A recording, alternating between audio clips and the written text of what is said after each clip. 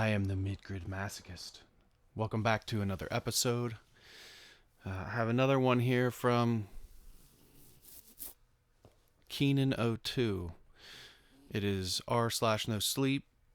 This was 23 hours ago posted. It isn't a white light we see when we die. It's the white room.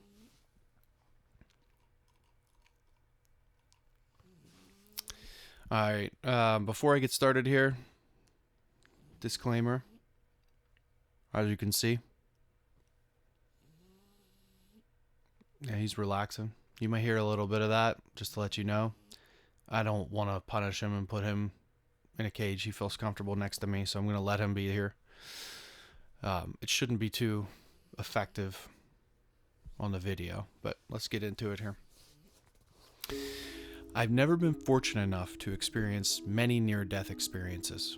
The experiences that have been thrusted upon me have always had a sprinkle of finality to them, with death's grasp around my neck tightening through each one.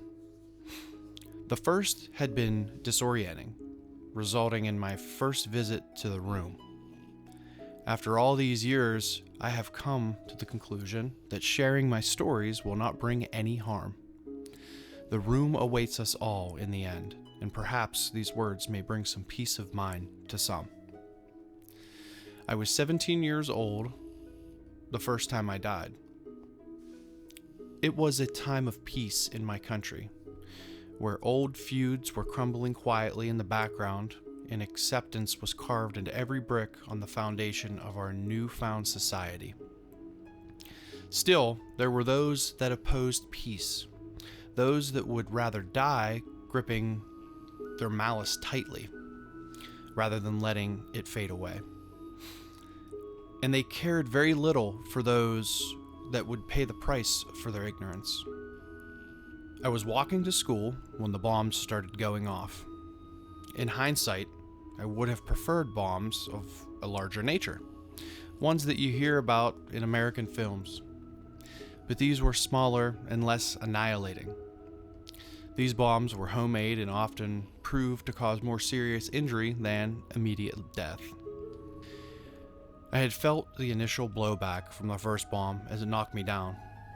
The second had been closer to where I had landed, and my satchel did very little to protect me from the shrapnel. The pain was all-consuming at first. I would have expected shock to kick in, for my brain to be unable to comprehend what is happening. But for the first few moments, which could have been seconds or minutes, I felt everything. Or at least, I felt like everything.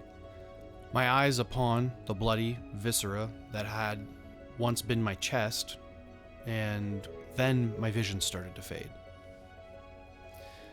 In what must have only been a few seconds or minutes later, the pain and sounds of the world began to fade. I was vaguely reminded of the stories of dying so many others had described. A blind white light, a tunnel so long that it seemed to be no reaching the end, and a feeling of floating. But I imagine that these brief glimpses into the truth are all we get from near-death experiences.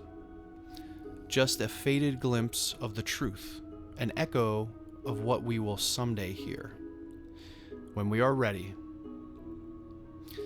And as the visions and echoes turned into solid ground and dark walls, I knew I was ready.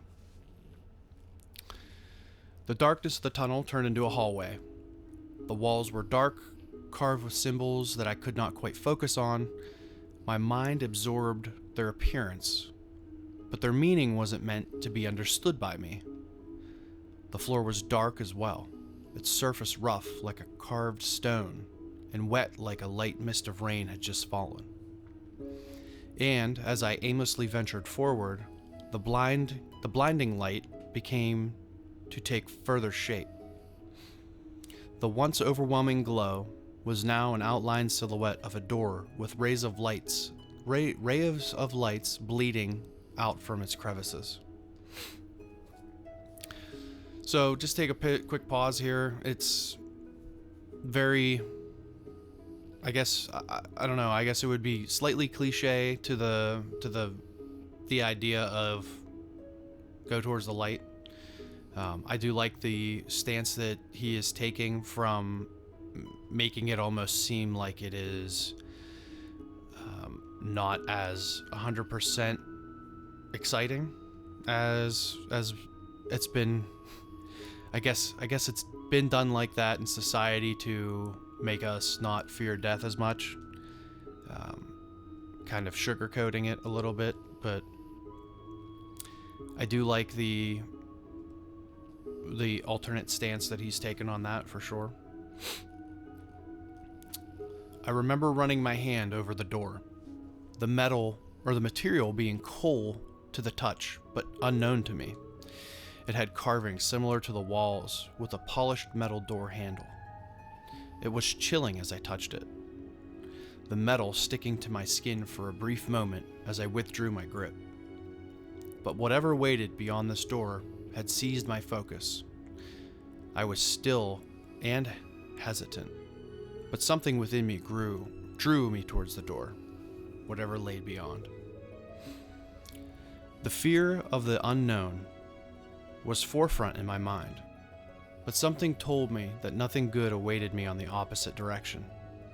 So, with a deep breath and the false confidence that only a teenage youth could provide, I gripped the handle and turned it. The brightness beyond the door crashed over me as I entered. The room was white and square, with no light source that could be seen, despite it being perfectly lit. The floors, walls, and ceilings were all smooth and polished like marble, yet reflecting no light. My eyes adjusted to the only thing that was inside the room. In the middle of the room was a dark table, which seemed to be made of a darkened wood. On either side of the table, there were 2 chairs of the same material, and they all had the same foreign carvings that the walls and door had before I entered. As I touched one of the chairs, a voice came from behind me. "You can sit if you like," it spoke. I quickly turned around, jumping out of my own skin. The voice was far from menacing, but the silence that it had existed up until this point had been defeated. As my eyes fell upon the source, I became more confused. The voice had originated from a small boy, maybe 10 or 11 years of age. He had short black hair trimmed neatly into a bowl cut and rectangular glasses. He had a caramel brown skin and looked a lot like Harry Potter, though I'm sure my mind inserted that to force some kind of familiarity into the scene. I backed away slowly, my back hitting one of the tall chairs as I adjusted to the presence of the boy. "Who are you? Where are we?" I asked quickly, my own voice seeming foreign in this quiet place. The boy tilted his head slightly before walking around the opposite chair, climbing into the chair with minor difficulty before adjusting his glasses. "I don't have a name, really. You're welcome to anything you'd like, but I'm afraid we won't be here long enough to get to use it," he spoke in a strange tone, as if there were no dialect or hint of an accent. It was like he learned language from only reading about it and never hearing it. "What happened to me? I remember the explosion," I trailed off. The boy nodded, and for a moment his face flickered with something that resembled sorrow. "Yes, you were in the second explosion. You did not survive," he stated flatly as he absently traced his fingertips over the carved etchings of the table. On a normal day, I imagine the news of my death would have been more impactful to my psyche. Sadness, anger, maybe some casual upheaval of any furniture that I could find. Perhaps it was the room itself, or the shock of the news, but the logical answer he provided had a calming nature about it. I choose to remain seated across and took a deep breath. "So, is this heaven?" I asked, looking around the room with what I assume was an unimpressed look. The boy smiled at that, if only slightly. He took a look around the room as if he'd judging the place with me. He gave a small shrug before answering. "I don't believe so, no," he spoke, with a very forthcoming with information. I sighed a bit disappointed with the lack of information. "If I'm dead, what happens now?" I said quickly. The boy answered quickly this time, as if that were the only question he truly knew how to answer. "Well, what would you like to happen?" he replied with his own question. His confidence in asking the question was a bit frustrating, as if I were qualified to know such a thing. "I guess it would be nice to not have died in the first place," I said, half serious. The boy gave another quick smile and seemed to think about my answer for a few seconds. He turned in his chair and jumped down, turning towards the back of the white room. I followed his gaze where it had landed on another door. The door was dark, just like the first one, with the same metal handle. Had it been there all along? I hadn't recalled seeing it prior. "Where does that lead?" I asked the boy, approaching the door alongside him. "Out, of course," he said, as if the question were the silliest thing anyone had ever asked. Something about his answer gave me the notion that any further conversation with him would be fruitless, so I grabbed the handle and opened the door. There wasn't anything after that moment. The door didn't reveal anything or lead anywhere. As soon as my mind attempted to swing the door open, I was back where I had begun my day. My alarm clock was blaring next to me, the silence of the white room long gone, as all the sounds of reality filled my ears. The alarm, the air conditioning unit kicking on, the sound of nature outside, and the clashing of pots and metal glassware as my mother prepared breakfast. And then came the mental images that flashed inside my head all at once, as if my mind wanted to force me to reveal every second of it. The blood and the viscera that followed the explosion. It was as if I were standing over myself, watching my final moments of existence. The dread I felt for myself was a weight I wouldn't wish on anyone. The knowledge of your own demise isn't something we are meant to walk around with day to day. It takes away a natural optimism that, I believe, humans are meant to hold on to until the very end. I stumbled as the visions subsided, kneeling next to my bed as the memories of that day slumped back into my control. I had remembered the day as if it just happened, and with that knowledge I decided to stay home from school. Even if it had been a dream, something in my gut told me that it hadn't been. The day at home should have been a comfortable one, but the dream that followed me from room to room was debilitating. It was like a dreadful cloak of sorrow that clung to my back as the time of my death approached. The explosion had only been a few blocks from my home when I had been walking to school, so I'd likely be hearing them shortly. I hadn't known the exact time, But as the hour passed, I nearly laughed at the absurdity of it all. It had just been a dream. I was going into the kitchen to enjoy the food my mother prepared when the first explosion went off. It was weaker, only shaking the windows a bit. My heart sank as the second one went off moments later, the images of my demise flashing through my mind with the explosions. The radicals of my city were quickly rounded up by enforcement officers. Those harmed by the explosions were sent off to hospitals, and the deceased were collected and memorialized in a local newsprint later that week. It was an awful time for our neighborhood, but peace is something that is fought for, and we all provide stronger and unidentified because of it. We all proved stronger and unidentified because of all of it. But of course, the stories rarely have such optimistic resolutions, or bright futures. The visions that came with my supposed second chance didn't halt after the explosions, but they did change. Instead of flashes of my previous death, I started to see new scenes that involve me dying in a multitude of ways: murder, accidents, and even unaliving. Death became a plague in my mind, flashing before my eyes at any given moment.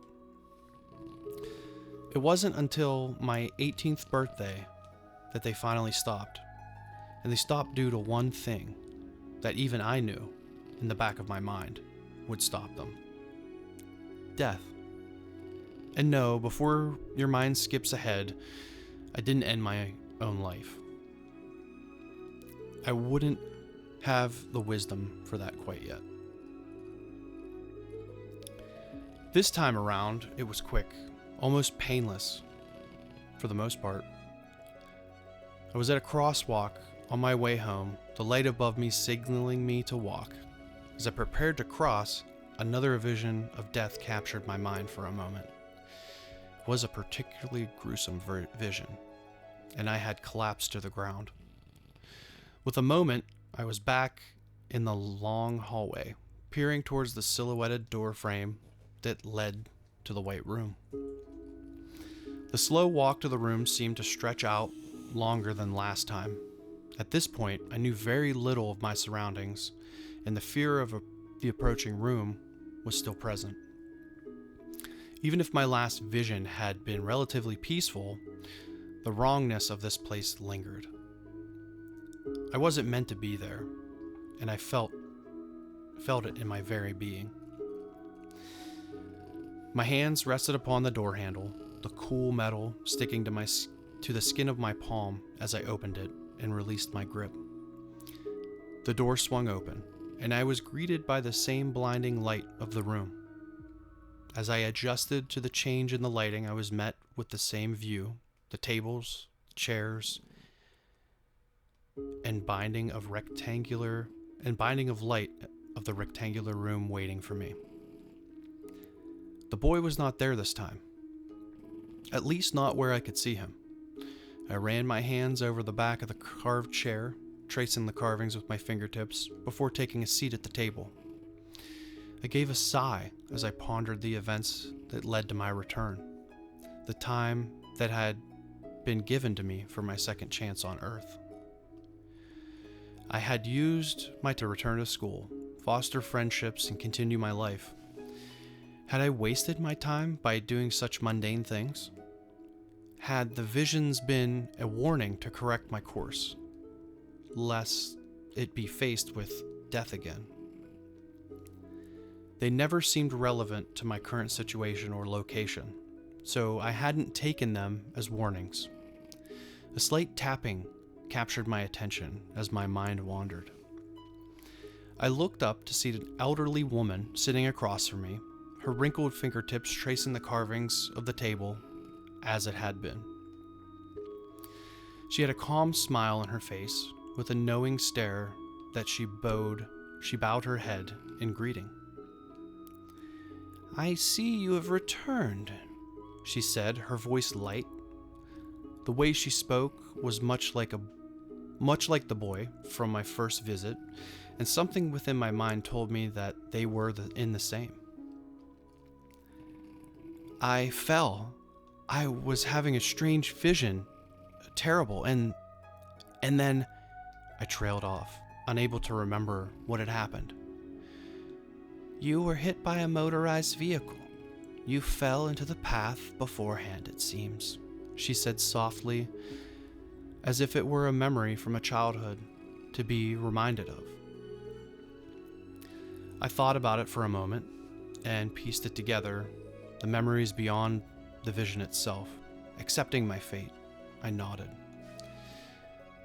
And so, what happens now? Do I just keep waking up the day of my death? I asked. Is that what you would like to happen? She said. She quickly replied. The question gave me pause. They had asked that question the first time around, and my answer had seemed to define the outcome. I thought for a moment. What would I prefer to happen? Maybe another question would be best. How many times do I have to come back here? I asked, truly not understanding my own question.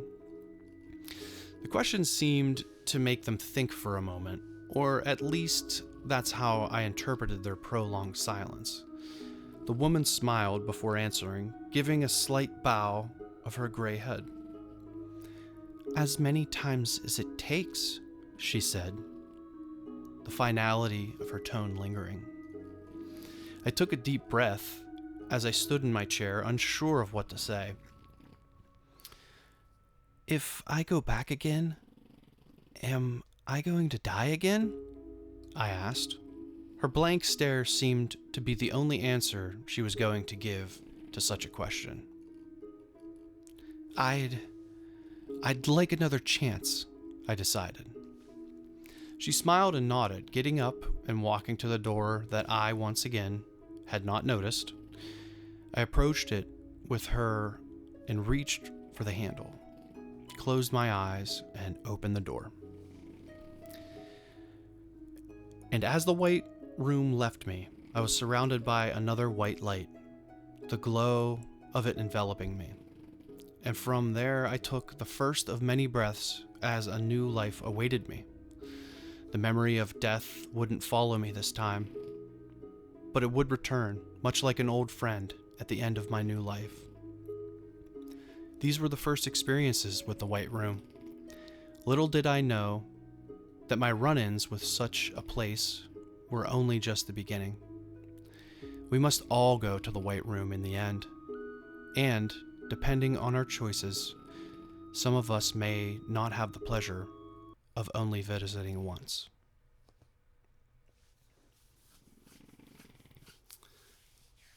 All right.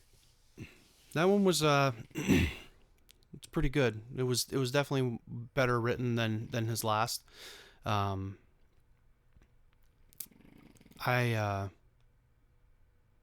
like the concept. It's something that who knows if we've done. Like, we may have been to the White Room and not remembered because they didn't want us to remember. I know I may have, because I was in a terrible motorcycle accident. It's coming up on 2 years ago, and I don't remember any of that. Like, I was life flighted to a hospital, and it was like that moment in time. There's no memory of that, and they say that your mind protects you from those things. But maybe I was in the White Room and I got my second chance. But yeah, pretty cool story. Appreciate y'all watching. I am the Mid-Grid Masochist. Stick around for some more short stories. I enjoy doing these. I hope you do. I hope you enjoy, listening to them. And my noise generator over here.